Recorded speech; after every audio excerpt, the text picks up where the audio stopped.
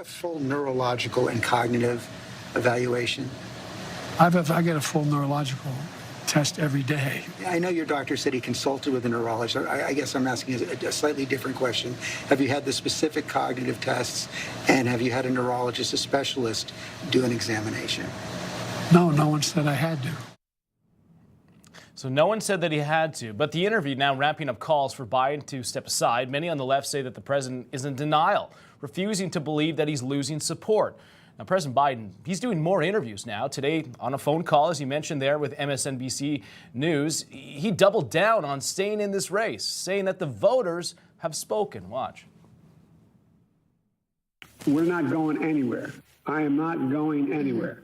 I wouldn't be running if I didn't absolutely believe that I am the best candidate to beat Donald Trump in 2024. We had a Democratic nominating process where the voters spoke clearly.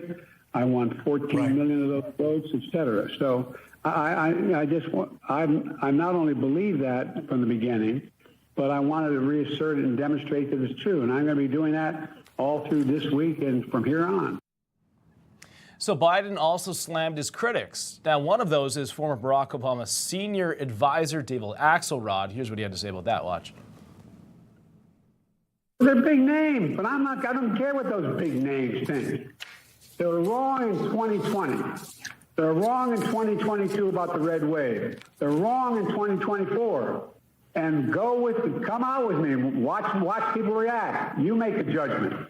You make a judgment. Mm-hmm. And by the way, I'm going to have all these foreign leaders here. I've been in contact with the new British Prime Minister, anyway.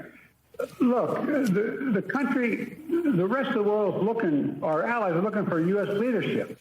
Who else do you think could step in here? So take a look at this. Political host Chuck Todd with this reaction here on X. Biden's anger at elites is a bit misplaced. Without the elites, he would have a serious primary foe. Without the elites, the no labels effort would have a compelling ticket. Arguably, it's the elites who put too much faith in Biden that got the Dems in this position. So now there's speculation that Vice President Kamala Harris could become the Democrat presidential nominee. She did a Q&A session here with the CEO of Essence Ventures. Now, Harris mentioned her boss only once in 30 minutes as she attacked Trump here for the threat that he poses to democracy, according to her. Now, we're also learning here that the White House has been feeding the media pre-approved questions for President Biden's interviews.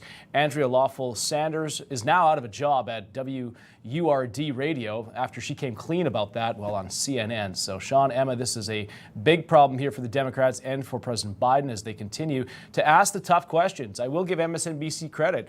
They did ask him about whether or not he should be in this race, and some of the questions were a little bit tough. And we saw how Biden reacted there. He was quite angry, as he normally does, to shout in his phone call interview. Interesting that he attacks elites when that's the only fundraisers he attends on the, again, in Manhattan. Great point. In Hollywood. That's where he goes to with his campaign of fundraisers, with his events. The elites. We always talk about that. We highlight that. With the A-listers, with the top 1% that he meets with. That's where he's getting a lot of his funding from.